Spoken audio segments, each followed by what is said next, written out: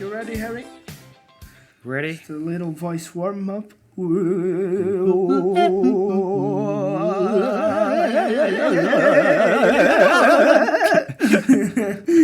Okay, we're ready today. Okay, let me just first of all. You were cheating. You can't do it with your fingers. You're Just do for Boris Johnson. Hello there, my beautiful people and all living beings, and welcome to another How to Save the World. Today with us, we got a very special guest, a great friend of mine, a great musician and artist, Mr. 𝐕𝐴𝐻𝐻𝐕𝐴𝐻𝐻. Harry Bolan, how are you doing? Yeah, I'm very good. Very good during these times. Very interesting to be alive. How are you doing? Very good too. Well, as good as you can be in quarantine, but I think you're deadly right. We live in interesting times and we've got to make the best of it. And starting with the episodes, we always start with a time capsule. We ask our guests to bring a song, to bring a text, to bring a video or image, whatever they want to bring, and we're going to store that in a digital archive, in a time capsule, to open in 100 years. And we asked Harry to bring something. Harry, what did you bring? So I brought the first track of my album, which is yet to come. Very close, very close to finishing. And I thought it was quite fitting. It's called A New Beginning, and I think it's quite fitting for these times we're in. So that was my thinking. So I hope you enjoy it. Incredibly fitting. And I was going to ask you, why did you choose it? But obviously it's because of that meaning that it has associated with it. We are going to listen to a little bit of it.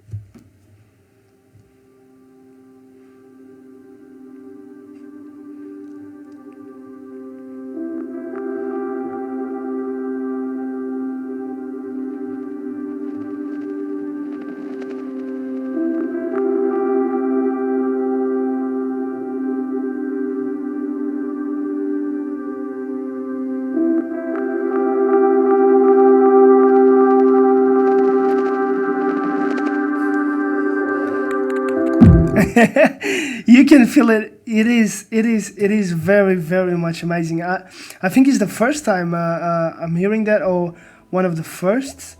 But it is incredibly textured. It is very emotional, and that's why I think your work is amazing. And we'll go into your work in a second.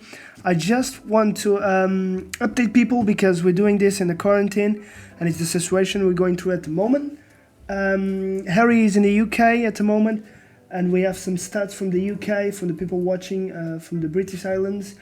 At the moment, we have a total of around 20,000 cases and positive, and around 1,228 deaths in the UK.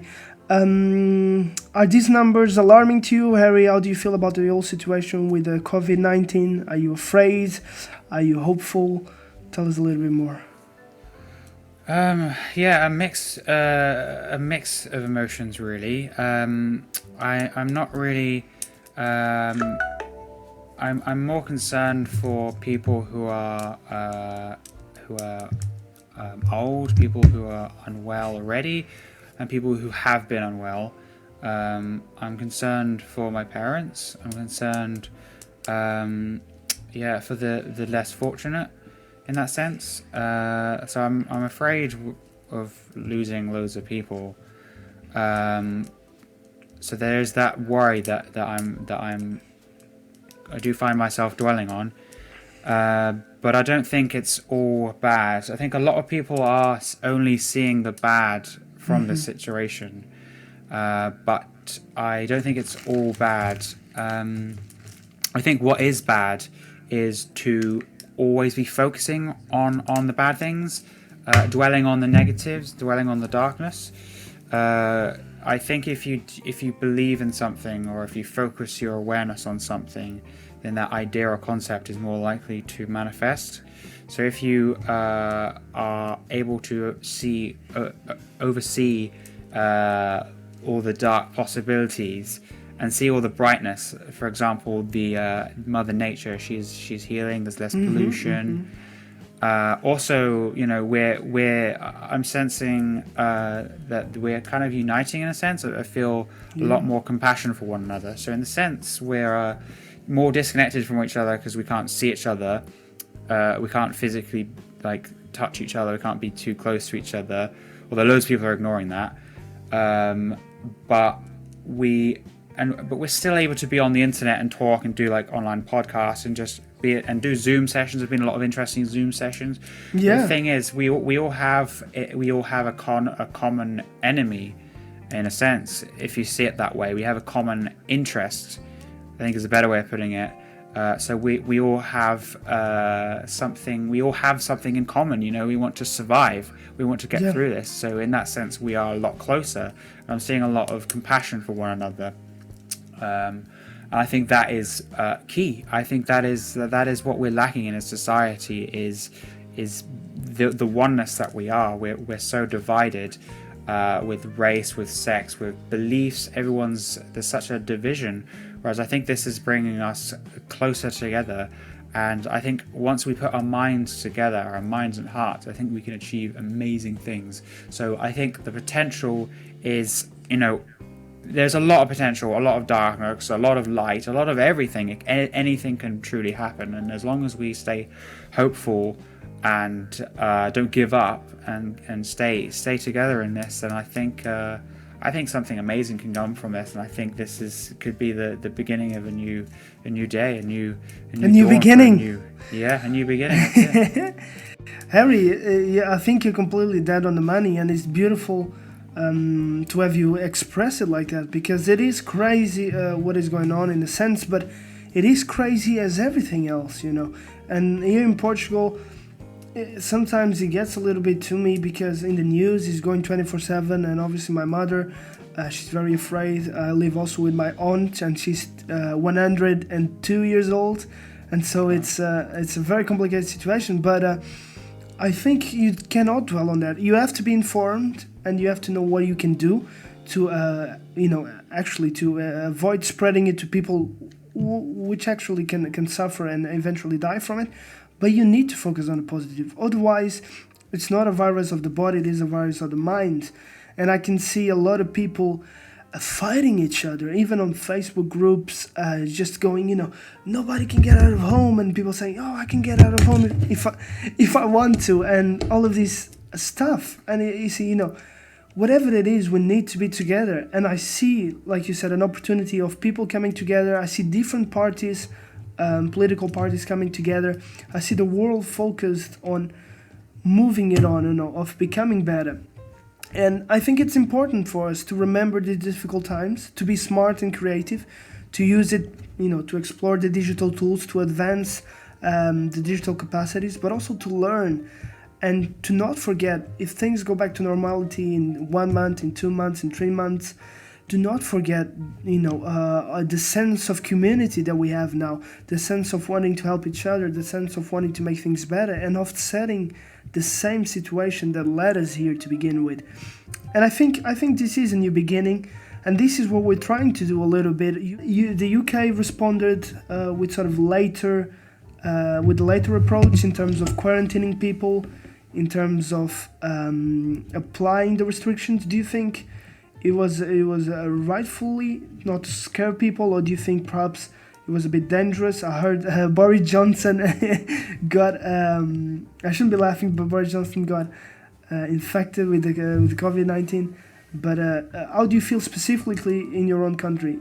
Do you think everything will be okay? Or do you think it could get as scary as Italy? In the practical terms, I mean. Well, it's very interesting because here in Glastonbury, a lot of people, it's almost as if there's nothing happening, in the sense like people aren't really, it doesn't seem as busy in the streets. It's very interesting, but people don't seem to be keeping the 2 meter distance, and it doesn't seem like much has really changed here. It's so far that it seems to be like, I know someone who knows someone who has coronavirus, So it doesn't. It seems to be like always a couple steps away. So far, from my own experience, I'm not going to believe something I can't verify. So far, I've not encountered anyone in my life who's been suffering from the virus. So far, I've encountered a lot of people who are suffering from anxiety and depression from it. So that's what I mean about the fear. I feel like the fear itself is worse than the virus so far, from my experience, from here in Glastonbury. I'm not going to claim to know something. I'm not going to claim to believe something that isn't true and then give people false information. I don't want to do that. No, I think you're right to do that, but I agree with you, and it also speaks to the human experience, because same thing, I haven't seen anyone or know anyone close to me that has the virus, and in some way it doesn't seem almost real. It seems like something that could spread through language and not be real, and people still act on it and still be afraid because we don't feel it. And that speaks, I think, to the human experience. If you don't feel something, if you don't know in your roots someone that is affected by it, it doesn't quite materialize. And so sometimes I feel a bit divided if I should worry more. Worry not in the sense of being afraid, but in the sense of taking more precautions, of actually I'm overreacting to it. But I think one thing you can do, and one thing you should do, and it takes the fear away and it puts you in a better position, is to be active in your immune system, ways you can better yourself, and not only because of the virus, but in a way you can have a better life. And I think that's what people should focus on the answers. You should meditate, you should eat healthy, you should exercise, you should sleep well, you should not be stressed, you should be happy, you should talk with your loved ones. And more specific stuff, if people want to learn and search, perhaps it's interesting to learn a bit with Wim Hof, the Iceman. He knows a lot of techniques where you could use cold and breathing to actually really boost your immune system. And out of a negative situation, actually, we could learn better ways to make ourselves stronger, to grow our own food, or to use the digital tools to work with each other. So I think people should use this as an opportunity to grow. But, a little bit away from this team dooming in over our civilization, let's talk about what is the solution to me, which is art. Mr. 𝐕𝐢𝐺, you're a great musician. Tell us a little bit more about what kind of music do you produce, and what led you to want to explore this medium as you are doing now? So when I was about, I think 7 is the number I have in my mind. My dad showed me Logic Audio 5. It's now known as Logic Pro 10. It's now owned by Apple, but back then it was owned by 𝐬𝐿magic. And I had no sense of creativity back then. But I enjoyed placing notes, then hearing a sound, and realizing that if I placed the note up there, it would have a higher pitch. And if I placed it over there, it would wait a little bit and then it plays, which was just so fascinating to me at the time. As simple as that. It's the simple things that just really excite the child's mind. And so I was just sort of making weird music that didn't really have any sense of direction. My first complete track of 1 minute and 1 second, called Goblin. I think the reason why it's called Goblin is because I think I must have just watched the Spider-Man film. Okay, I was going to ask if it was because of RuneScape, I mean. Maybe. But no, that's maybe interesting. That's actually more likely. That's very interesting, because I did play that game a lot. And yeah, I just thought it sounded very goblinish, and my dad might have suggested the name. And so over the years, I started to get the hack, learn techniques, and so I'm now 23. So that's what, 16 years or something? 6 and odd years, yeah.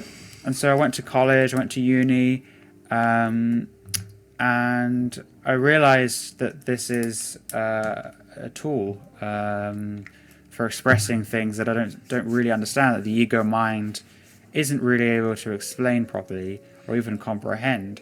For me, it's very healing. just creating music, and I feel like it's like I'm channeling a really deep feeling or energy or emotion that I've managed to tap into, but don't understand. Like, I didn't know what was really going on in my childhood with these emotions. What is that feeling? What does that mean? I don't know. I was just associating it as that's a good feeling, that's a bad feeling. So music has helped me to learn about myself in that sense, and also and then I'm interested in sharing it with people. So I'm working on this album. I want to share it with people because it's an interesting way of people getting to know what sort of person I am, who I am on the inside, and also I like to inspire people, and I like the idea of healing people, and if it can heal me to create it, hopefully it can heal others. And I do think there's quite a powerful healing energy that comes through the music if you make it for the right reasons. When I say right, I'm not. It's not that I know what's right and wrong, but of course, genuine like sort of. Some people are into it for other reasons, but I'm in it for just expression, and people pick up on that, and they pick up on this healing message that's coming through, which is amazing. That's very, very interesting. And not only, like you're saying, you start with it as a sort of a curiosity process. You sort of playing around with songs the same way a kid might play around with with pens, with mixing shapes, with Play-Doh. But it's that sense of a dimension that exists and you can tap into. And you're pulling strings, and you sort of get the gist of it as you play around. But I do believe there is a natural sort of healing power to it, and it's more about, like you said, it's more about the energy that you're putting into it, and less about what the song is actually saying necessarily. But I do find, as an example, with the ayahuasca related songs with Pachamama and indigenous music, it has automatically that healing properties to it. I listen to it, not only I'm enjoying the beautiful sort of melodies into it, but I do feel like this uplift, I'm listening to this force which is smiling to me, which is saying, go on and flourish. And I do find the same thing also sometimes in the music, not necessarily always the flourish, but it is always an emotion that you sort of texturing with songs. And it's interesting how we communicate through sounds and to music, and it's actually a very complex thing that you're doing. And so I was going to ask you, in terms of work, you work a lot with synthesizers, and why is that your favorite medium of work? Was it because it was what you explored, or you actually really enjoy also sort of getting into controlling and tuning every single sound? So to start with, I was using virtual synthesizers on Logic, and then I switched to Ableton, so I use Ableton Live and also Logic Pro 10. So I've always used virtual synthesizers, and I think that's all good. I like having everything in one. I like having everything in the same place, so I can keep working on the track, and I can add sounds. I don't have to faff around plugging things in, and for me personally, it interrupts my flow, and the flow is everything. The flow is the flow of like unconscious to sound to melt in people's brains. So I can't really. I feel like I can't really disrupt that flow. I do have a synthesizer of a hardware one called the 𝐴𝐸𝐺 Mini-Log, which is a 2-octave one, and it's good because I can use it as a means of creating sounds, and then recording it into Logic or whatever, and then perhaps manipulating the sounds, adding some software reverb, or all these kind of effects that are all in the same place. But also I can use it as a MIDI keyboard, so I can actually play the keys, and I can plug it in, and it can control the sounds that I've set on the synthesizer on the laptop. So I have the option to use it as a keyboard, because if I don't have a keyboard, I have to use the typing keyboard as a musical keyboard, which is just not the same. And so I'm a pianist, so it is nice to have proper keys in front of you. I do really like the weighted keys, so it feels like it's a proper piano, and you get a lot of. There's a lot about you can feeling get a lot of it dynamics. too, right? Yeah. But I'm also interested in. I'd like to pursue Max MSP. Is like that's on my to-do list. I really struggle with that sort of language, but it's basically. Perhaps we could put an image up once this is uploaded.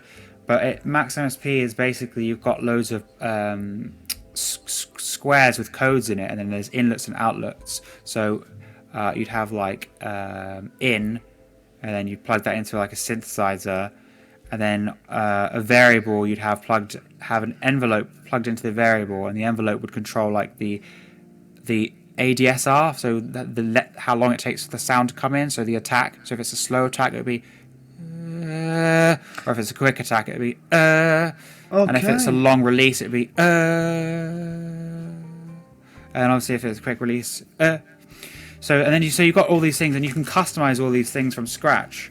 So you're literally making everything. So you can actually make synthesizers, virtual synthesizers, and then put them into Ableton. So I'd like to be as like from the very essence of nothing to the big bang of sound. So it'd be really nice to be able to do that at some point. And I think once I'm finished with my albums, I actually do have I actually have 3 albums on the go.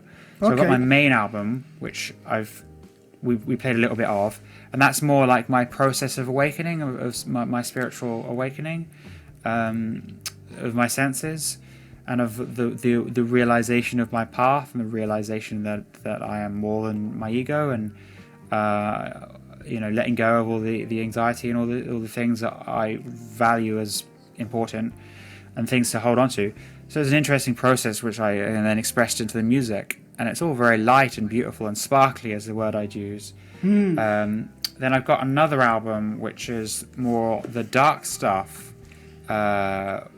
Sometimes I've gone through phases of quite a lot of darkness, a lot of depression, and I've put it into my music. And in a sense, the darkness, it's not really like, my approach isn't like, this is my darkness, this is what I'm going through. It's more like an invitation to go within to meet your darkness. It's very dark, but it's very like safe darkness. That's my interpretation of the sound that came through. And then I have a third album, which is just the stuff I made in college, which is very nostalgic for me, and I'd like to release that.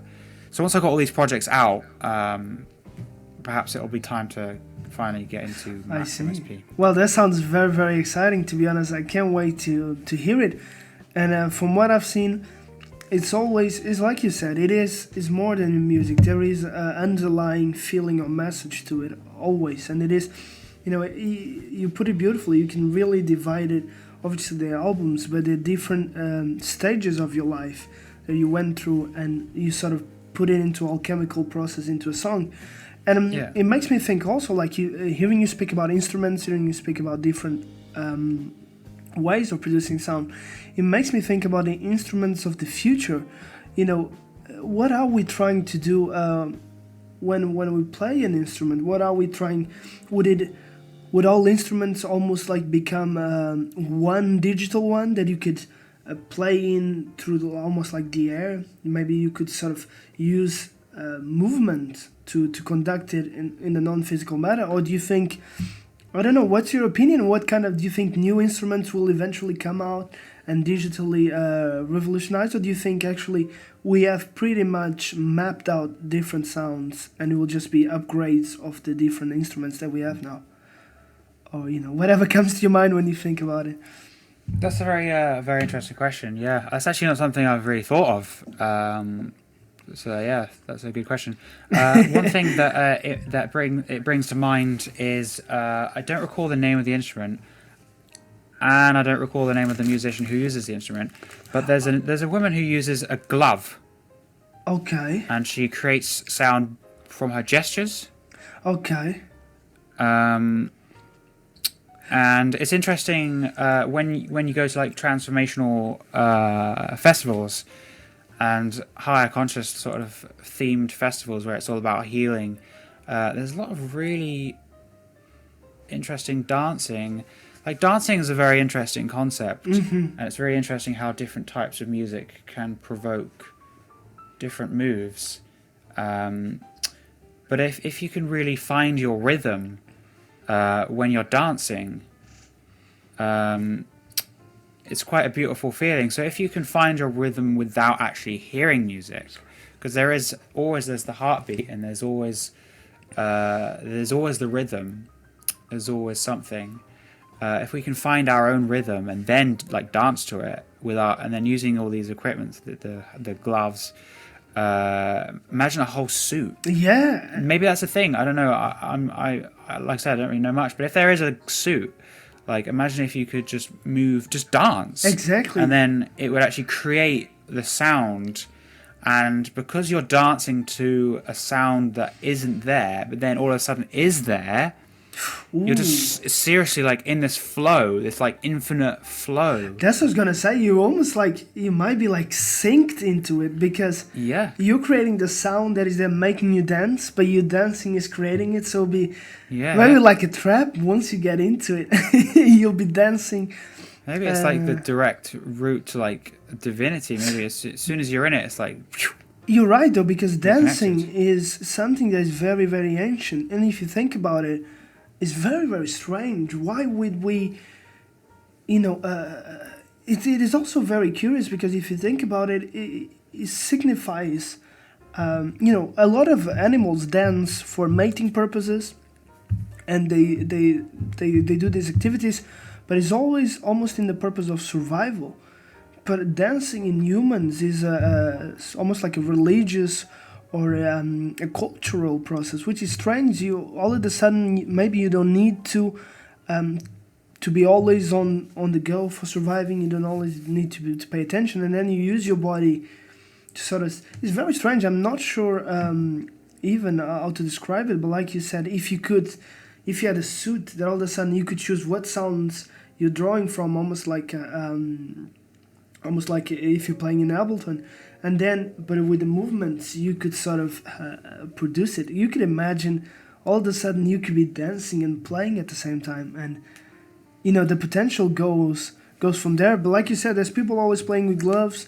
There's people building new instruments. I say a guy that has like this instrument that is all in one, and he can play it by himself. It's like a one-man band. It's crazy to see what the music of the future. Yeah, what about that? What about the music of the future? What kind of... Do you think we'll discover new styles of music?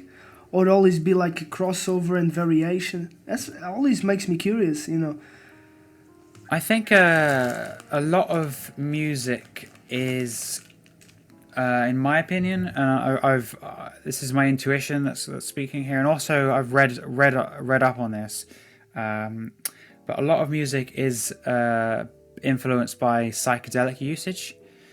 So a lot of EDM, for example, it might not seem like it nowadays, but a lot of it back in like the 60s was greatly influenced by the use of psychedelics. And so Boom Festival and Burning Man have had great influences on psychedelic use and on music. So it's interesting how when we have these like peak conscious states, we're able to channel this information into the music a lot easier, and then this information is then constantly recycled. Or not recycled is the wrong word, but it's influenced, it's inspired, and it's always going to send this and it rippling creates effect. new one from the death. Exactly. It's like a fungi. And so I was speaking with someone the other day about a singer from a band. I'm really bad with names, man. It's dreadful, like when I try to explain things. But there's a guy who went to Africa somewhere in the 80s, I think, and I think he was quite an egotistical person. He was very atheist, and he went and met with an African person, and she sang the songs of her tribe, and all the pain they had suffered in the past just came channeling out of her, and then he just felt it in his body. Okay. And he said that was one of the most life-changing experiences of his life, and it's really affected him as a person. So I think all these peak experiences of feeling like ancient traumas and feeling like the divinity, all these feelings of healing, it does have a really significant alteration on our perspective of what our sound should sound like, or not our perspective, because like I said, it just sort of flows out of you, channels out of you. But I think psychedelics, as it's becoming more commercialized, it's becoming more known and more accepted. It's becoming to a point where we're almost able to talk about it in certain work scenarios. Speaking of which, I'm eating some lovely cannabis cookies. But sorry, go on. So yeah, it's interesting if psychedelics do become acceptably normal, and we have access to all these healing tools. We can all heal from our traumas, all our blockages that are stopping us from daring to go deeper into our being, and then into what else is out there. I'm saying divinity. It's more of a concept than a knowing so far, but there's loads of theories that are coming out, and lots of people. So if we're all more connected with ourselves, more grounded, and more connected with our past, connected with the source of everything, and connected with the future, then I really think that'll have quite a great impact on music. So I don't know. I can't imagine what it would sound like, but I feel like as we're sort of breaking away from the one narration, and we're all like realizing, oh, I have my own path, I have my own way of going. Mm-hmm. It's like a tree, the tree trunk, and then like all of a sudden, like we're just like we're listening to everything they say on the TV and the radio, and then we're all making our own way, and we're realizing now, I have my own sound. I don't have to constantly be going in that genre, doing that genre, doing that genre, doing that genre. I'm realizing that I don't have to do any genre. I think you touched on the. I can make up my own sound. Actually, I didn't think about it exactly like that, but I think you touched on a gold point. It is maybe there will not be genres like we have now, but you have your own. Everyone has their own. This is 𝐕𝐤𝐢𝐺𝐻𝑖 Bollens. It's not a rock, it's not a punk, it's not a vaporwave. It's Bollens. It's you exploring your own print, and that's interesting because as complexity grows, it also makes sense that it escapes these boxes we put them into. But I think music has a lot of psychedelic and religious connection. Even if it's almost like a singing, and obviously a lot of singing is a sense of divinity. But if you think about it, perhaps from a psychedelic experience, you sort of start to explore sound, almost like the kid exploring, the different sounds in the program without knowing, and just. The moment you start to build up something, you build up a rhythm to it. It becomes something of its own, like a celebration of life. And it makes me think, actually, dancing and music perhaps are as simple as we need to save the world, in a sense. You could imagine, at least I can imagine, when perhaps the right song or the right dance, or perhaps a mixture of them, could send a wave through the world. What I imagined, those videos on YouTube where they have like the characters from the games just dancing all at the same time. And I don't know if you know, but it's like strange compilations. And I can imagine something happening with the world where everyone sort of comes out to the streets and just starts dancing, and just starts sort of celebrating it through the language of dance. It's not English, no Portuguese, it's not French. It's the body, the language of moving. And a lot of animal language too is based on the body. So I think there is something hidden in the power of music that when we listen to it, we don't think about it, but we're being affected by its mechanisms. And I'm very curious to see what comes. I would love to start exploring a little bit of music myself, because I'm very bad with tunes. I'm very bad with rhythm, and I want to see what comes out of it. But I was gonna ask you. Perhaps I was remembering a little bit regarding the Icaros, and now music there also works as a bridge between the visual. It's actually what's guiding the visions. And I wanted to ask a little bit about your ayahuasca experience. For the people that don't know, we went, I think 2 months and something ago, we went to Peru with Don Gino Shakaruna, which is an amazing man and a fantastic shaman. Really, really humble and really, really traditional to the roots of shamanism. And we got very, very lucky because we were taken to the middle of the Peruvian rainforest, to the Amazonia. And we were 2 weeks dieting on very simple food based on quinoa and potatoes and carrots, and without any contact with the outside. We were drinking the ayahuasca 5 sessions, 1 day on, 1 day off, and we're painting the visions and just being a lot of the times in our own, because we had our own tambo. Again, it's just made of nets in the middle of the forest, so you could see and hear everything, especially at night. The jungle sort of sings. And I wanted to ask you, I know it's a very complex topic on its own, but, how was your experience, and, what can you tell us regarding it? Once again. Yeah, so it's interesting. One thing that I think a lot of people assume when they're about to experience ayahuasca for the first time is that ayahuasca is the healing. It is what heals you. But no, ayahuasca, in my opinion, it shows you what needs to be healed. In my case, it showed me what needs to be healed. So my first ceremony was interesting. So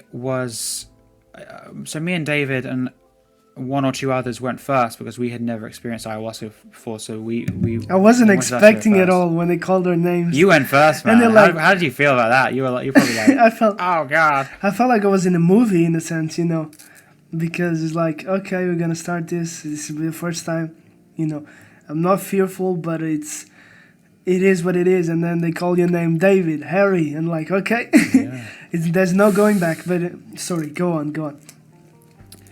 So the shaman Gino, one of the first things that just before the beginning of the ceremony, which I thought was really, really interesting, was he asked us a few questions like, are your parents still alive? Are they together? Yeah.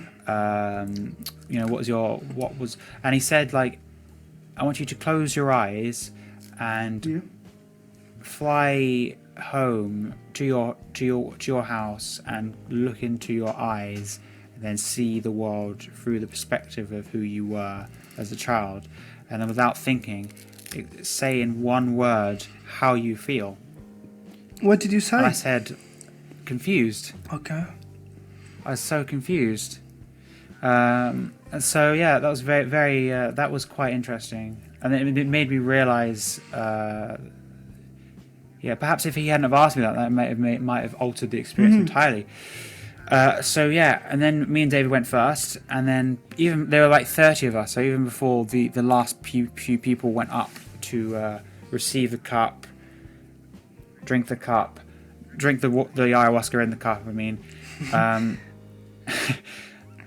Before everyone has finished taking their cup, I was already experiencing something a lot, and I was feeling amazing. Like, it was feeling so warm, and like I just felt like it was kind of like ecstasy, but it felt more authentic. It felt like this isn't a chemical reaction.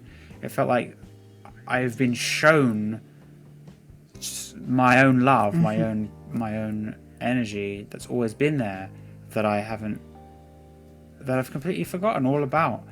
And so I felt so much love. It was just like sending, like shooting all over my body, just every part. And then like it felt so good just to move my hands and just lie there and like, it was so good. That lasted about 15 minutes. And at the end I was thinking like, that was already such a powerful experience. And I was thinking, wow, the message I received from that was, I've completely forgotten to love myself.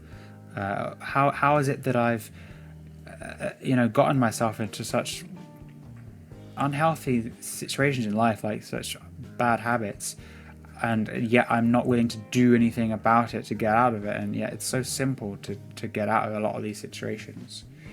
So that, just tapping into that love that sprung out to my body, made me realize this, and I had so much love for myself.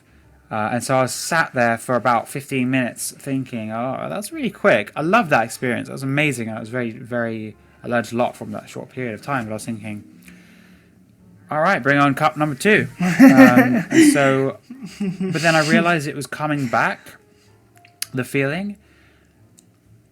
It seemed fairly similar, but I felt like, it's strange. I don't remember how we got from that experience, but all of a sudden, somehow, it just got really, really dark, and it felt I was lost. Like I felt like humanity, like all of our ancestors, I just felt like all of their pain. I just felt like we've been trying to find our way for so long, and there's been so much suffering involved, and I felt like even Mother Nature, all the pain that we've caused for her, I just felt like all the pain possible was happening at one moment.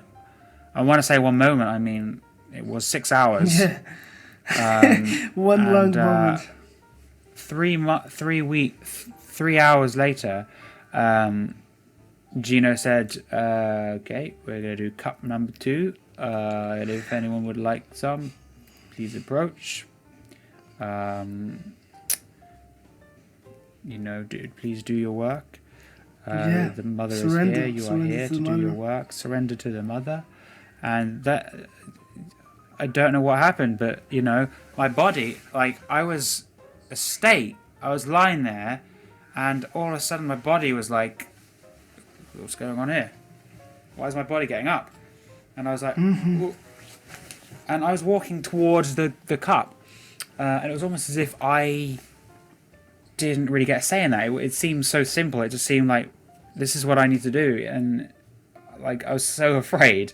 I could barely look at him in the eye. I could barely stand up. Sorry, I could barely make sense of the situation. It was so overwhelming. But yeah, I did it, and I'm very proud of myself.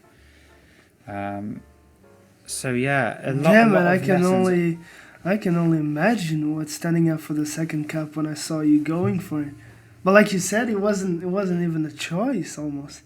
Yeah, it was almost as if Mother Ayahuasca was like telling me, you need more, and telling me through the words of Gino.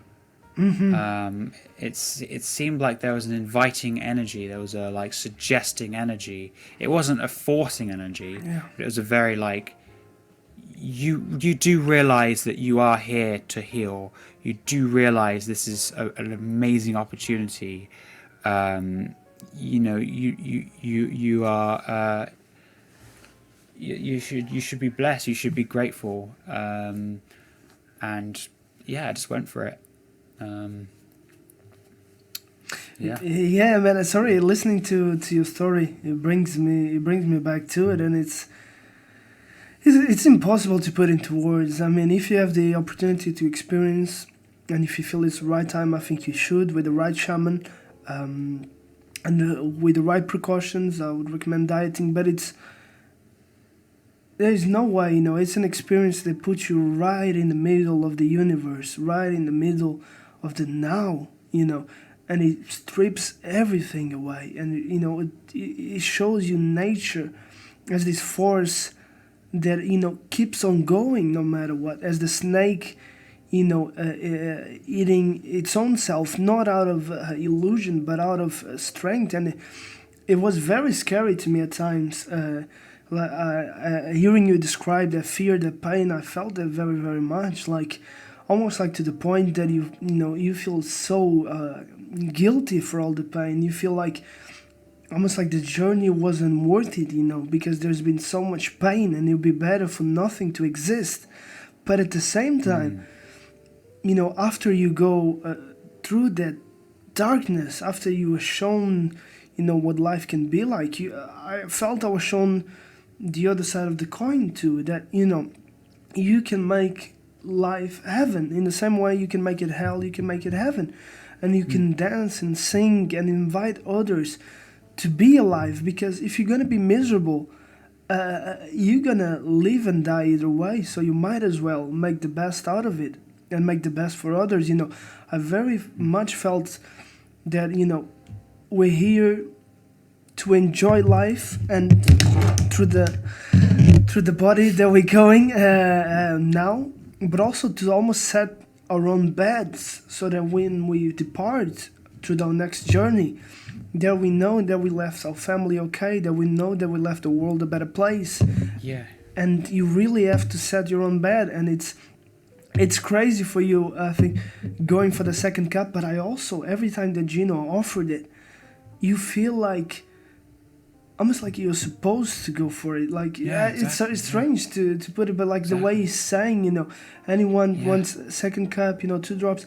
It's like, I don't know, I felt like it was almost like a game, and he was asking you, are you gonna make the right choice? And it was very, very strange. It still is very, very strange. I think we're still going through the process of digesting their experience, but it was also very healing, because when the ceremony ends, you also, you brought to the circle that people are singing, people are, manifesting life, because you now know how to enjoy it. You're not just watching a gray screen over and over. You've seen death, and so now we rejoice in the light. And I felt that idea of the circle too, of the night and the sun, that you sort of praying for the light to come. You're making space for it to manifest. Otherwise, night will be forever. But going through your second and third and fourth and fifth ceremonies, what was sort of the overall feeling of the dieta? Was it a lot to do with healing? Was it a lot of self-discovery?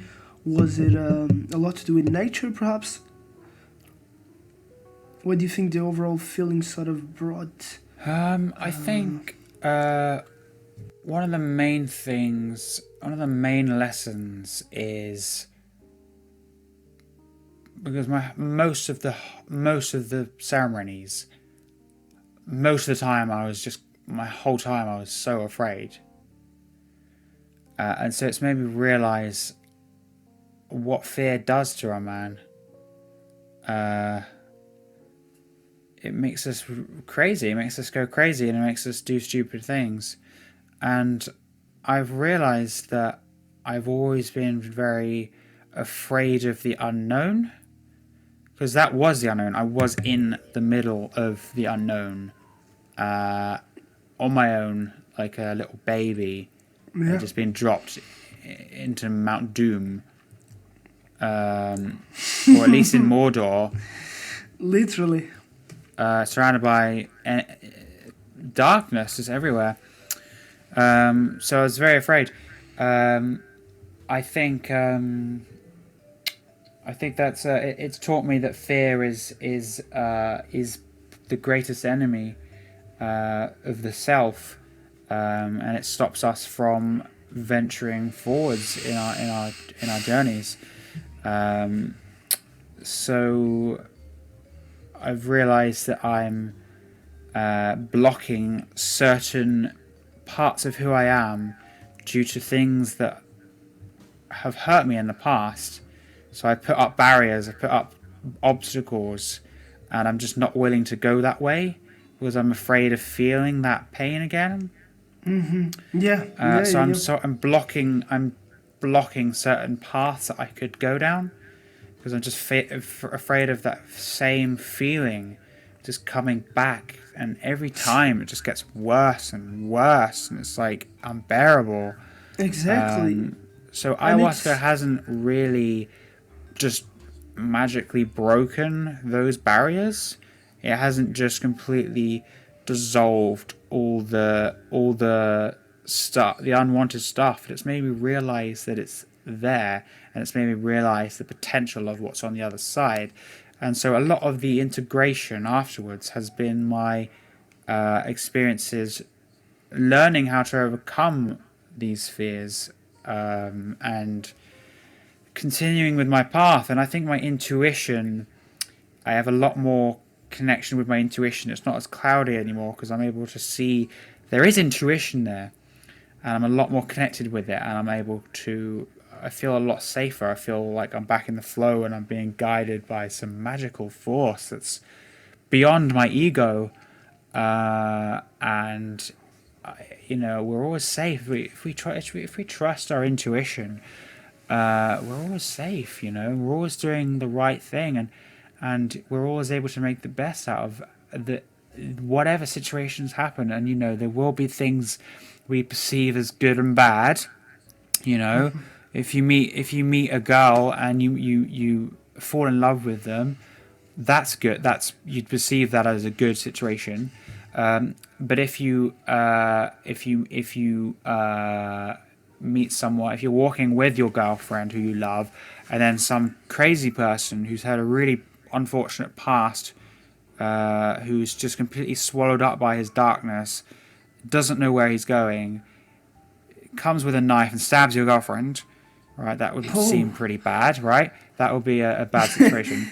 But then in that sense, it's what is good and bad though, because these are all experiences that are happening, and regardless of how good or bad they are, like some things are so good that you just get completely lost in the blissful clouds of it, whereas the dark things, the bad things that happen to you, the things you perceive as bad at that precise time, have some of the most important teachings. And we really do, I love the saying, we rise out of tragedy. And that sort of leads us back to what we're talking about with the coronavirus. Is, people are perceiving it as this really bad thing that's happening, when in hindsight, it's just another experience. Of course, there are horrible things happening. It's very sad. I'm not dismissing that. But in hindsight, we're going to rise out of this darkness that has clouded us, and we're the future's always bright, man. There's always light further along the line. I think it's our destiny, man. So as long as we don't get swallowed up by the darkness, by the fears, that's one of the main things I've learned from ayahuasca. I'd say is fear, is to not dwell on it, and just focus on the faith that there is the light at the not the end of the tunnel necessarily. That's not what I mean, but there is always that bright sunset, in the picture. I think you're absolutely right. And fear is a teacher, but also a trap, because I think the way you put it with the channels was quite real and beautiful, because also an example of someone that suffers from PSTD or a traumatic distress. Usually what happens is what you said, they go somewhere, let's imagine it's a person that goes to for shopping, and on the voyage there in the parking lot, they have an accident, and they clash the car against each other, and they have a negative sort of emotion coming out of it. Fear is built up, and the second time they go in, the same fear kicks in, and because of that they make another mistake, and so the fear intensifies. And so out of that, it starts growing, it starts going. Now you just think about the parking lot, and it brings that fear back, because you allow it, to block the doors, and it blocks the doors in so much ways that you're just safe in your home, but even then you're miserable, because you're thinking, what could happen to me? And that's the reality of life. Anything could happen right now. Hopefully it won't happen, but a comet could go through the earth and just blow everything up, to smithereens. And that's terrifying. But if you live thinking about that every single second, you might as well be dead, because you would be living in hell. And so I think that's what you need to. That's what faith really is. That the light at the end of the tunnel is. No matter what, I need to believe there is always a better place. I need to invoke that into my reality, because otherwise it's not worth going through the process, and you don't have much of a choice when it comes to it. But I'm really happy you went through that, man. And it's some of the lessons you can find when you go back to the city, you go back to the machine, and the things start to kick in. You go back to your old self in terms of habits, but you still remember the lessons, and the process is continuous. But I find myself, when I remember the jungle, when I remember the songs, when I remember the experience, it gives me a lever that I can pull, and I can say, do I want to do this again and keep on repeating the fear or repeating the mistakes to the moment they will become an habit, or do I want to pull it back and and trying to make that change? And I think that's why people that have addiction problems also and PTSD also really can really be healed by ayahuasca, because it gives them it gives them the chance to open the door or close them, even though it's not something you can talk about. It's something that you need to go into. But I think it was amazing, the people we have met to, and it was beautiful. All of these things came together, and that's what led you, in a sense, to go to Glastonbury, where you are now, which is interesting, and it seems like a very magical town too. I was gonna ask you also, when it comes to psychedelics in general, before we go into the specific questions that I have to ask you, when it comes to psychedelics in general, how did you get first interested in psychedelics? What led you to want to know more? And before you answer, give me just 1 minute, because I'm just going to make sure that my camera is still recording. Otherwise, I'll just click it.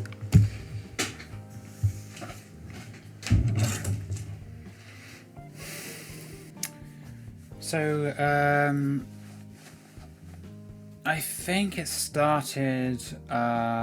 They say weed is a gateway drug, and it so is, man. Like it so is. But it's just the path to take afterwards. You could let it lead you to destructive behavior, destructive drugs. Yeah. Or you could let it guide you to healthier realms. So it seemed. With weed, I found it really helped me with my creativity. I like making music whilst really stoned, and also it's nice to go on walks with friends and get high. I really enjoy it. It's good.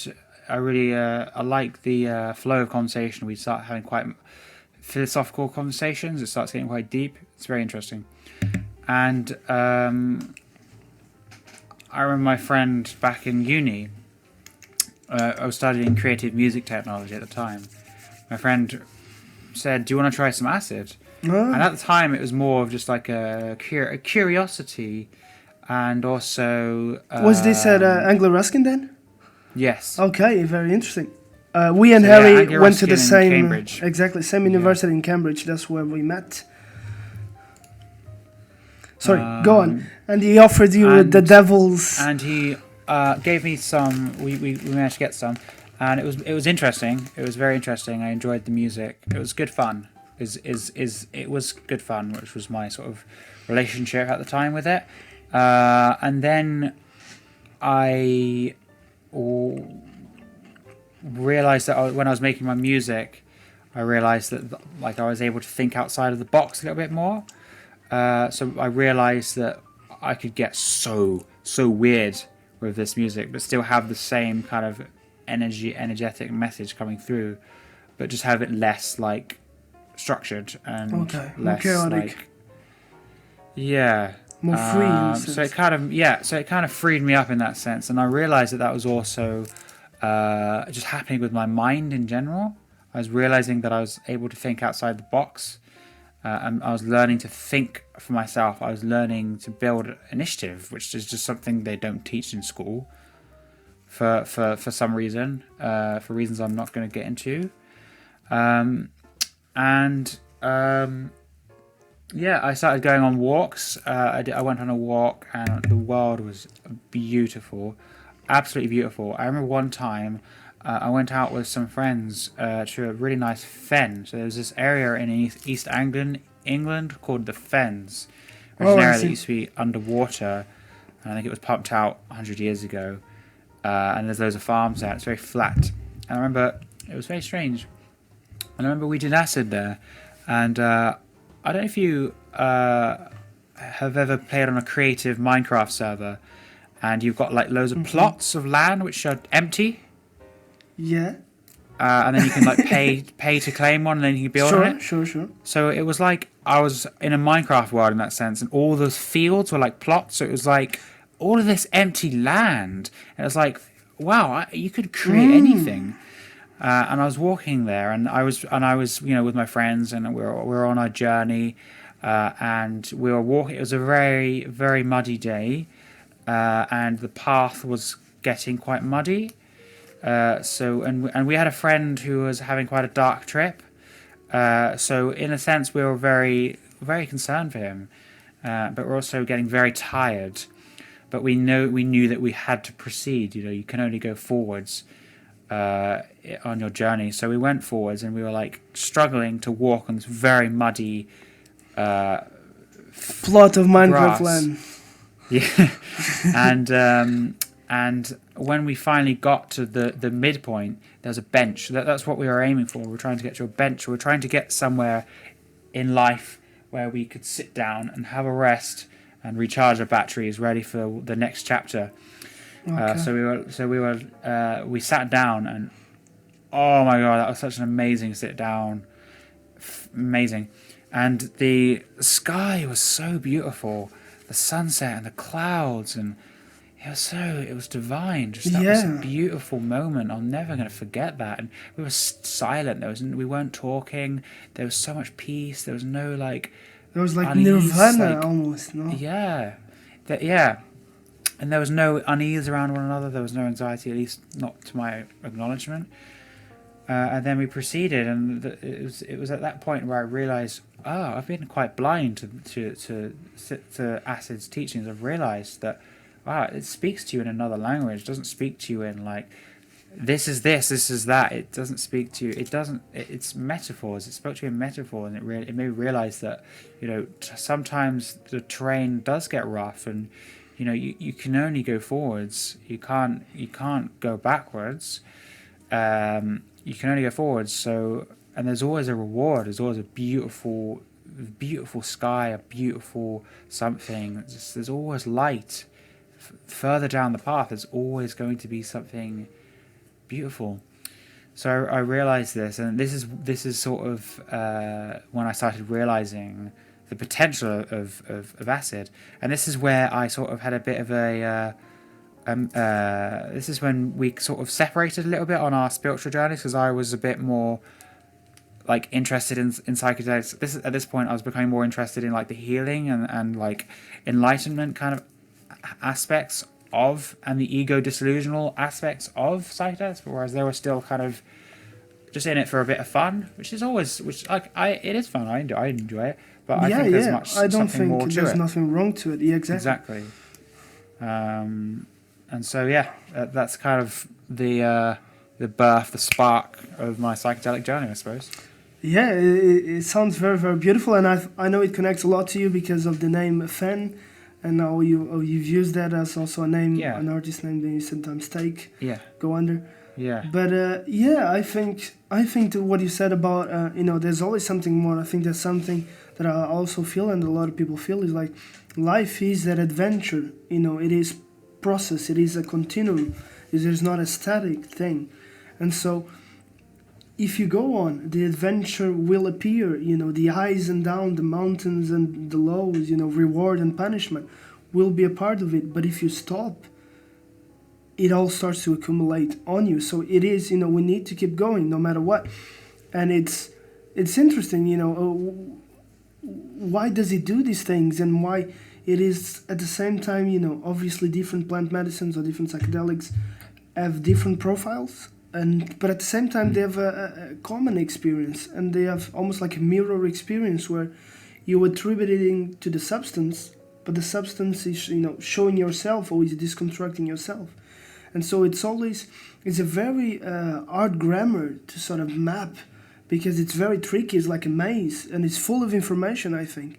But it's always it's like mischievous. It's always hiding, on itself. And I think with the right culture, we could really have a healing psychedelic experience. That it's the thing is, I think the problem is, I think you mentioned that too, but is that we lost that that tradition. We lost that ritual that goes with it. These things appear without a context. You can get drugs from anywhere, and whatever, be cannabis, LSD, mushrooms, MDMA.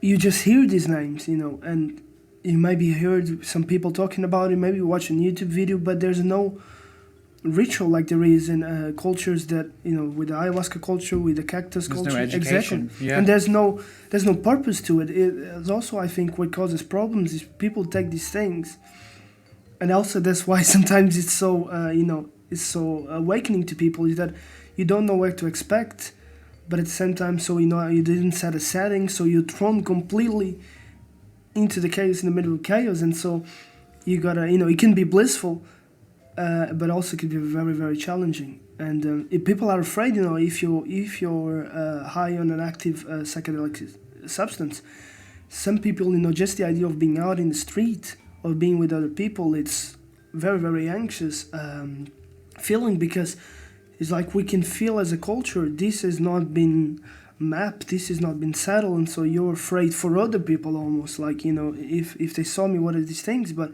if you knew you could go out in the street, and if you're feeling badly because you have a disease or because you're on psychedelic, whatever it is, other people will come and help you. I think that would change a lot of the experience. But I just want to ask also people, if you're watching this, if you can, we're trying to do now in the editing process of a documentary that we went to shoot in Peru.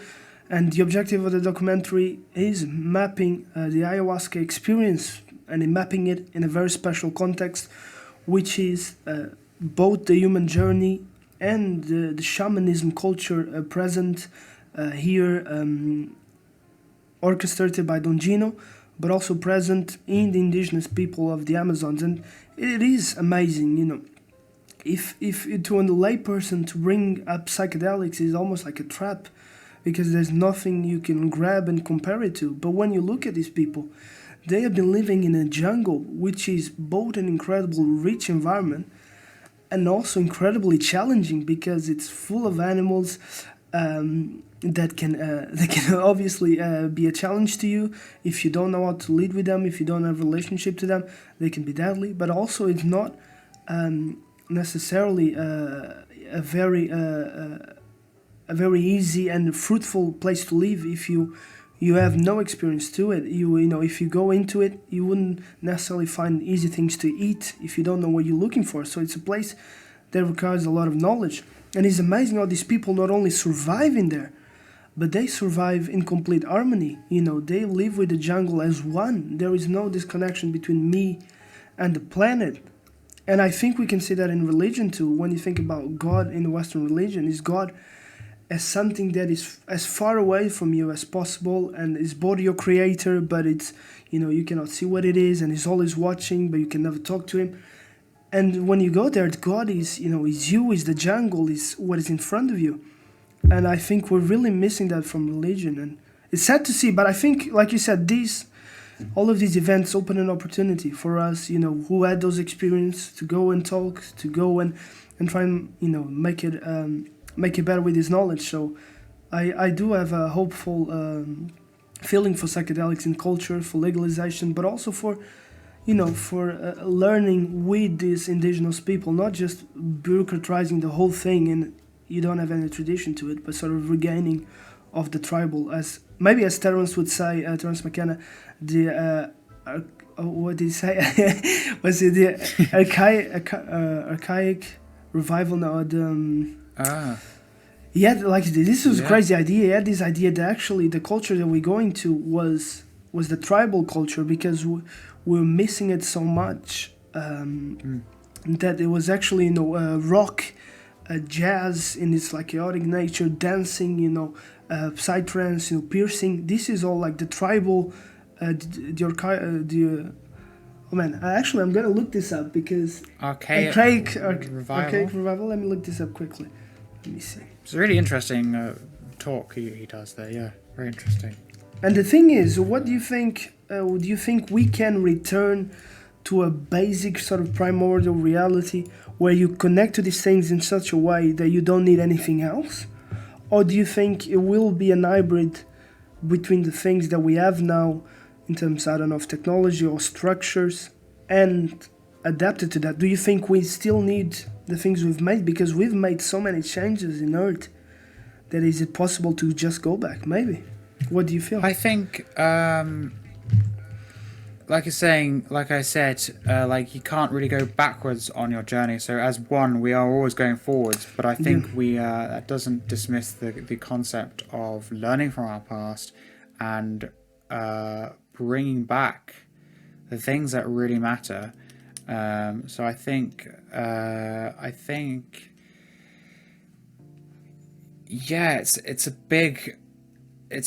yeah, it's interesting. It's like we're at a crossroads, and one leads to utopia and one leads to dystopia. And I think if we find the right balance, like I think if we can, just imagine if we could use like technology, because the thing about the internet is that it's like, in a sense, it's like we're all connected via that dimension. So once we're tapped into it, as soon as you just select Wi-Fi, put your password in, you're tapped into like this collective consciousness. So in that sense, I think it's very, very important. But I think how it's being used could be a lot better. So it's a shame about that. So I think if we use a lot of the things that we've learned and use a lot of the equipment we've invented, and make sure we don't destroy the planet in the meantime whilst doing this, that'd be good. Connecting with our past, connecting with our ancestors, connecting with these psychedelic teachers, intertwining with nature, intertwining with spirit. That's intertwining spirit with humans and technology. So it's like this threesome. It'd be interesting to like. It'd be interesting if like we could somehow orgy. Figure out how to. It'd be interesting to know if like there's a way of bringing, like, it's a bit of a mad concept and it might not necessarily be the right course of action. Probably not. But it'd be interesting to know if you could merge computers with spirits. So you could like bring, if they're looking for a vehicle to ride on in the physical domain, so that we can speak, so that they can speak to, like, so imagine if Mother Ayahuasca could get into a vehicle that we can design for her, and then she can then communicate to the people that are less inclined to take psychedelics. But I think I do think that movement will take off. But it's just a mad but interesting concept that I just thought of on the spot here.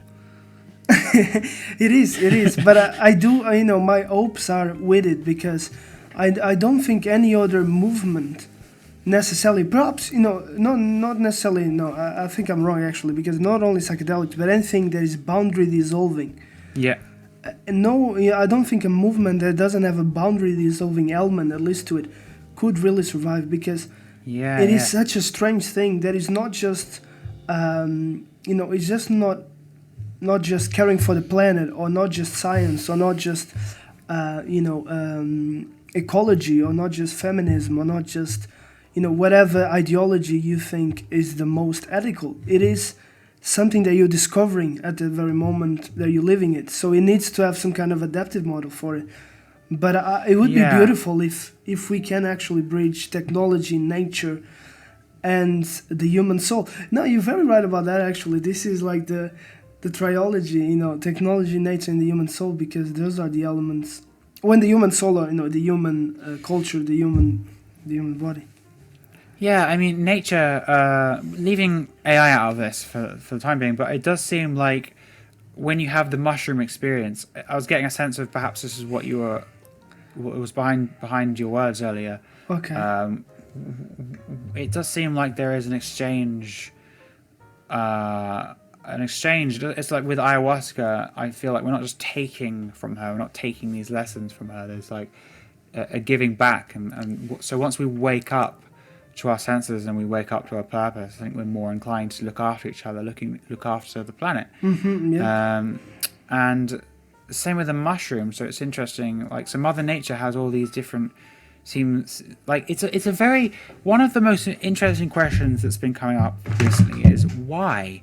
Like, why do we have access to ayahuasca? Why do we have access to psilocybin? Why do we have access to DMT? Yeah. Why do we have access to these weird things? And it's like, is it that Mother Nature has sent them here so that we can learn to connect with our higher consciousness and the consciousness that governs everything, governs humanity, governs spirit, governs nature. So once we're connected with that, is it so that perhaps the agenda behind ayahuasca, behind psilocybin and all these endogenous and entheogenic substances, is it the agenda is to help us so that we can help them, help you to help me, sort of thing, so that we can intertwine and then live in harmony in a much more balanced way of living? And that's what we think we had back in our hunter gathering stages, and all of these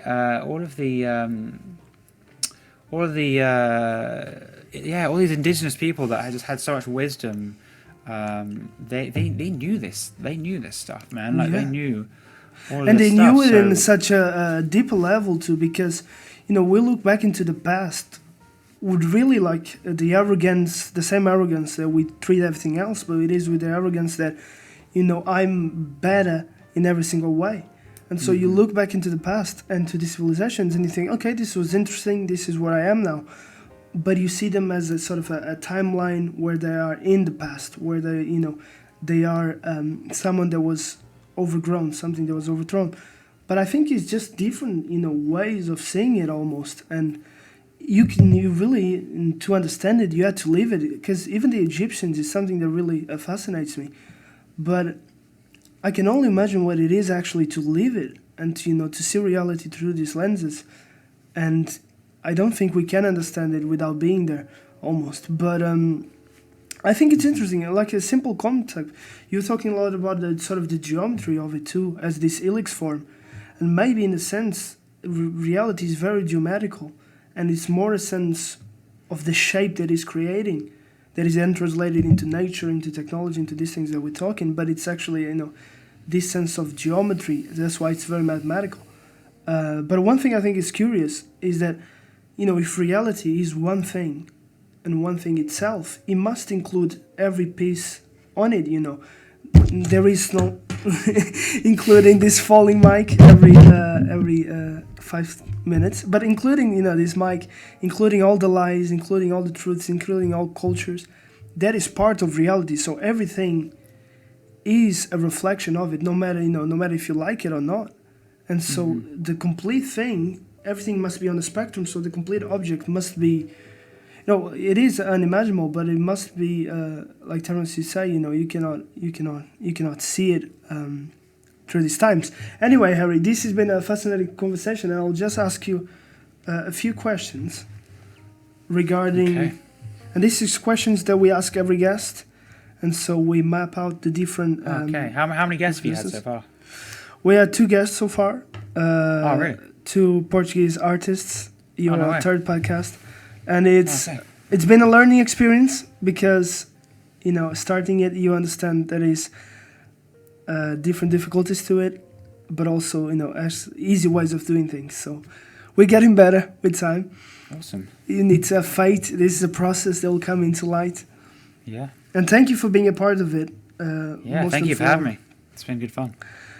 And so the first question is, imagine, you're standing in your room tomorrow, you wake up, someone knocks on the door, 5 royal guards come in, and each one of them from a single different continent, and they proclaim you the king of the world. You've been elected the president of the world, and you're taken into Machu Picchu where they have a throne, and you sit it there, and anything you say, it's an order. Anything you say, you're the ultimate authority.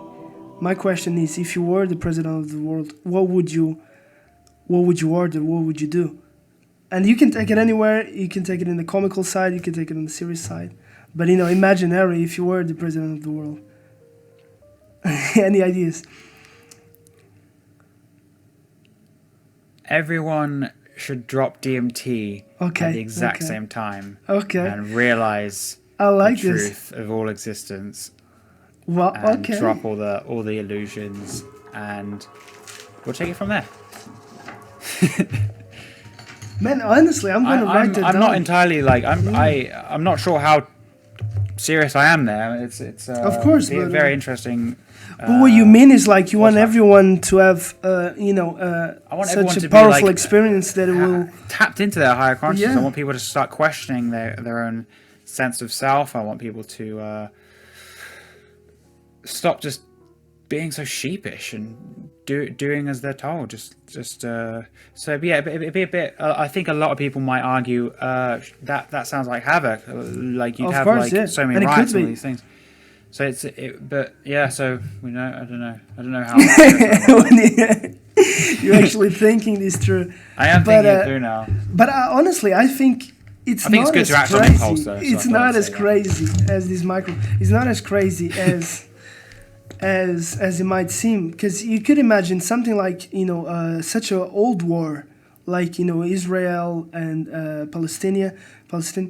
You think about the war, and the only way almost to stop it is if you drop a DMT bomb in there, because that's what I think we need to mass produce is DMT bombs, and we just I don't know actually.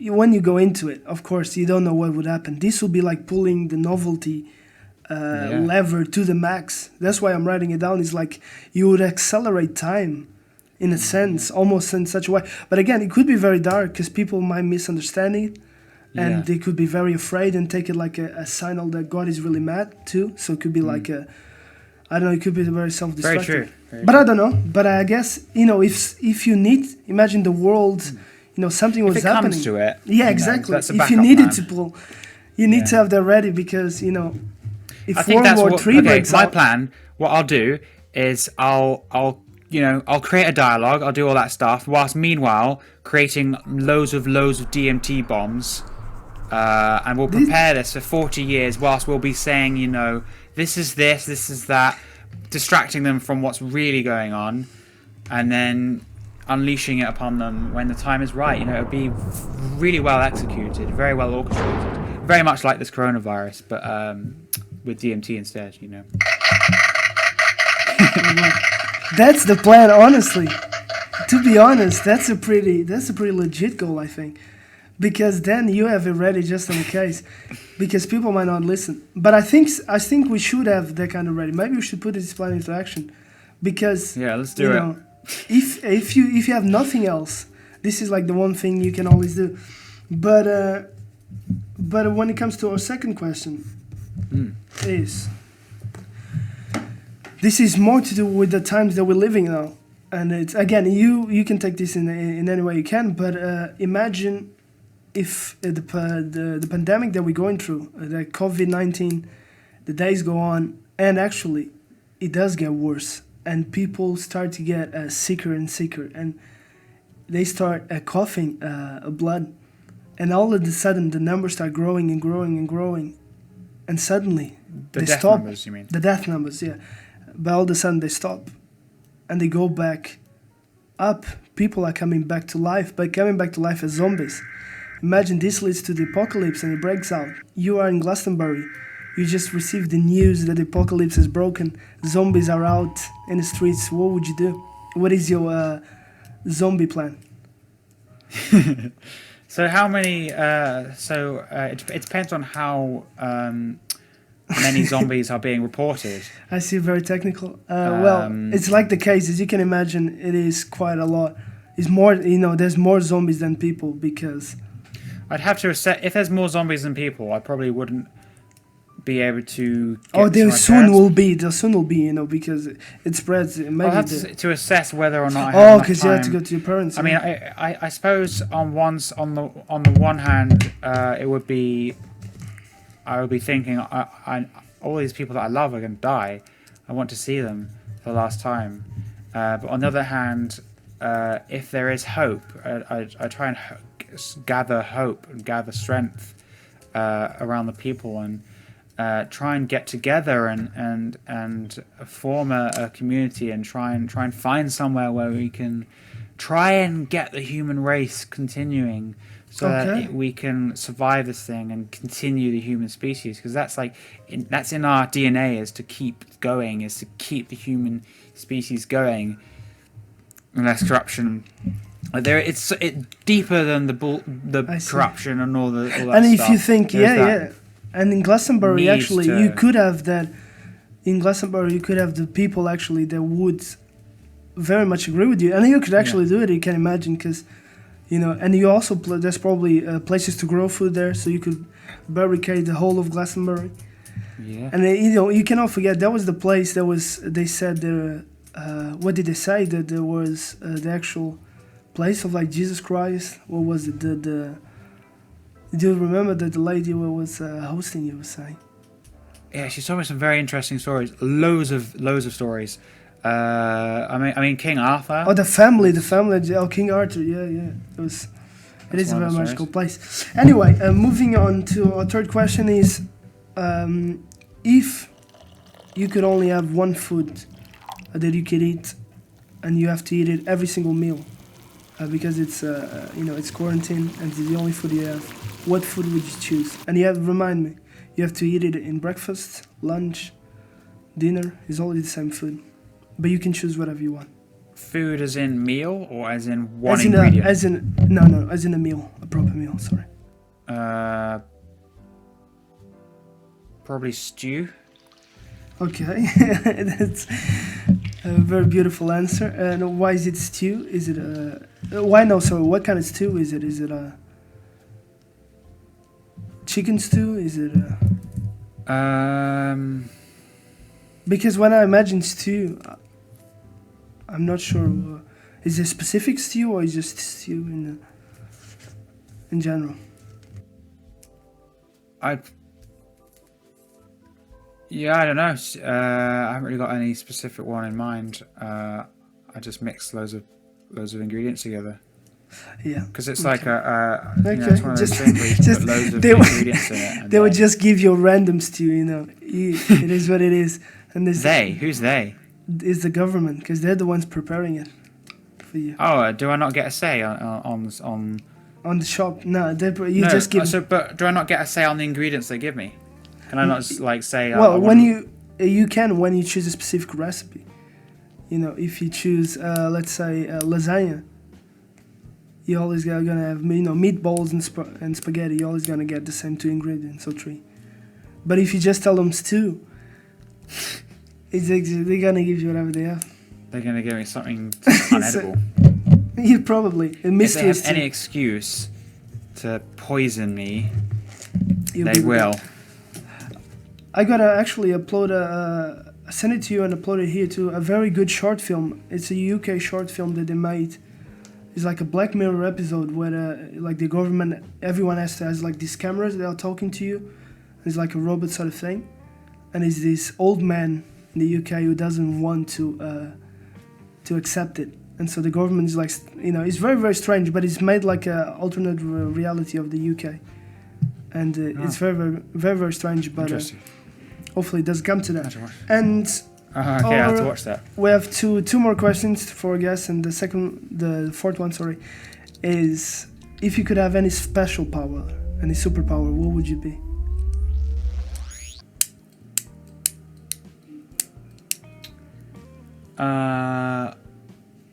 I would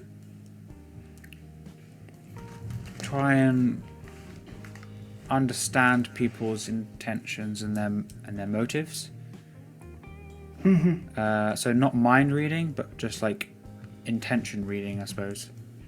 Does that count? Is that? Can I use that? So I know who I'm dealing with. I don't really know what you mean, but well, it's so like you get a sense of like whether this person, because like one of the things I love is making contacts, and you know we're always like learning from one another, we're always working together, we're always like helping each other get to our wherever it is we need to go. It's just natural. It just happens when you're having a conversation with someone you get on with, the flow of conversation. So if I could like walk around and then just instantly know this person here, this is going to be an amazing relationship. We're going to achieve such amazing things together. Okay, so you have the power of predicting friendship. Yeah, predicting friendship, but also predicting just where this could lead me. You know. Okay. Oh, so you could see. Oh, okay, you could see what would happen. Yeah. If you imagine the person, that's a very specific superpower. I mean, you could have anything. You could fly. You could. I don't want to be boring. I don't want to be like, but you want Superman. Yeah. you want the power of friendship. I like it, man. That's beautiful. That's a very unique response, and it means, you know, like you said, Superman is very boring, but he does have laser eyes that could melt you into a pile of friendship. And the last question is, if you could bring anybody, alive or dead, to spend this quarantine with you, or at least spend a day with you, who would you choose? It could be alive, it could be dead, it could be fictional, almost. Anything goes, as long as you can, you know, speak to you. I think my friend Julia. Okay. And is she alive? Is she dead? Yeah, she's alive. She's very alive. Okay, just to know. She's breathing, heart still pumping. Okay, but you miss her a lot, I imagine. Yeah. Yeah. Okay. I haven't seen her since really New Year's Eve. And I wanted to see her after getting back from our ayahuasca dieta. Okay, I see. I remember on one of the ceremonies, I remember thinking, oh my God, I want to see her so much. Yeah, I was imagining just, the hug, just the next hug we'd have was going to be amazing. Oh man, I can imagine also in a time like this, it's even stronger. So we hope if Julia is watching this, that you can guys at least do like a video call maybe. No, because why not? You could do it. I could imagine, like, you know, I've been missing a lot of people from Portugal too and from the UK. But now, like, this happens with the ayahuasca now in the pandemic, and you're like, it's not, you know, you never know where you could see them again. Yeah, exactly. Like it makes it's strange. So it's good to appreciate every moment. It's like, we will see each other again, Julia. Yeah, I hope so. I really hope so. Yeah.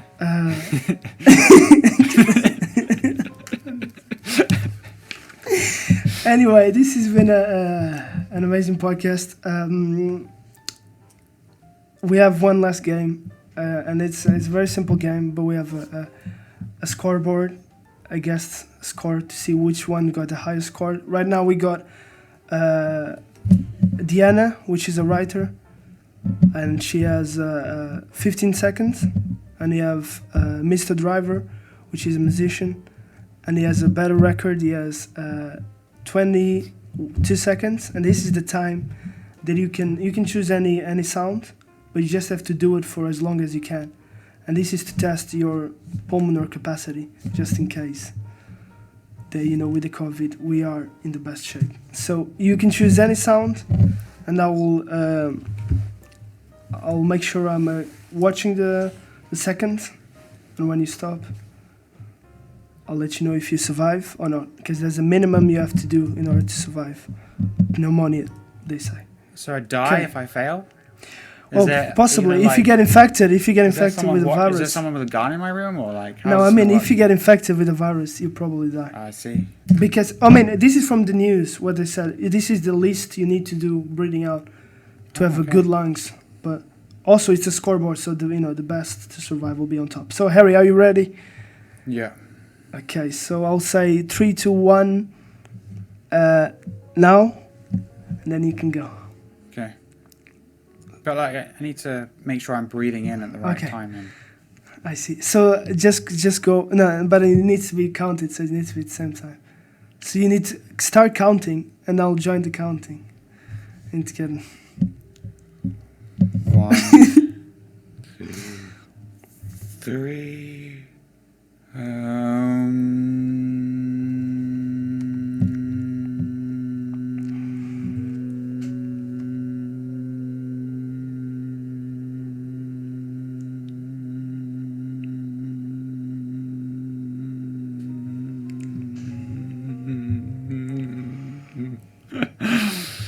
And that's. I couldn't count. I couldn't breathe in properly because I was counting. To be honest, that's I didn't actually get a good enough breath in. I was like only like you could have 3/4 the done- way up. You could have done 1, 2, 3. Oh no, actually no. You needed to start. Yeah, that's true. That's fucked up. Like That's I kinda can't fucked count up. without being out. Like, damn it, man. I mean, it is what it is, Ari. It is what it is. I don't think. Let me just speak with the jury now. We cannot do it again. There's no way. So it was 20 seconds and 80. Well, at least I'm second. I It means, wonder how long yeah, that'll exactly. last. You're in the middle. You're in the So balance. I'm actually. silver. So that's a good. I'm proud of that. Yeah, that's well. It's it's not silver really because under you it's it's like you died. So you're like you're good. You're good. But 10 seconds is the least you got to do. So it's actually double. So that's pretty good. Okay. That's really good. And obviously in second we'll have the written down. And I just want to say, Harry, thank you so much for being here, for being present in Yeah, this thank you for podcast. having me, man. It's been good fun. It has been really good fun, but Yeah. also it was actually a very interesting conversation that Interesting. it turned into, and it's an interesting debate. I hope people enjoy it. I'm Yeah. going to take some bits and put it on Instagram, and also do a little images, maybe funny like images, even depending on the context. But Awesome. I wish everything well with you. Yeah, you too, I man. hope that you can come back, perhaps. Yes, I hope One I day. am still alive by the time that you invite me again. And imagine if in 1 year we're still here, and there's been, imagine in 3 years the podcast still goes on, and there's like Joe Rogan when we're commemorating it for the 1000 episode. What would you say to yourself? Imagine you're watching yourself now commemorating this very much podcast. You're smoking a joint, laying in this, these clouds, these chairs that they look like clouds that they have in the future, and we're just smoking a joint with like special glasses on. What would you say to yourself watching yourself now? In 3 years' time, is that going to happen then? Yeah. That's not a very long time. Well, 10 years then. You can I'd say, Harry, you fool! Why are you so? You're an idiot. So naive. How is it very harsh. like? If you're not down, if you're not like looking back and then like questioning yourself, then like Yeah. like do you not ever do that where you look back at something you said like a week ago and you're like, what? Yeah, and that's a good sign. It means you're always going up. But also. But I guess I would have felt like, at least he was on the right path. I have a sense that okay, he's. I hope that's my reaction. Yeah, I hope it's a celebration. Yeah. And not a. Oh God, you don't know what's like about to happen Not to you. in memoriam. In memoriam. This episode will be an in memoriam of Harry Boland. Because it's so bad you're dying. Oh my God, don't say that, because actually. You never know, yeah. You'd feel so bad if that ended up being the case, wouldn't you? Anyway, we'll have 1 year, man. We have 1 year to craft the bombs, put them into place, get them ready. Honestly, if anyone is listening, they want to join in the plan. Maybe if you're a chemist, you know what to do stuff. What's your phone number, Harry? I'll give it out just in case. Don't call me, because I'm very busy, but you can call Harry anytime. It's 075464921113. Call us anytime. Thank you so much, Harry Boland, and see you tomorrow. Yeah, thanks for having me, man. Good stuff. Stay safe out there, brother.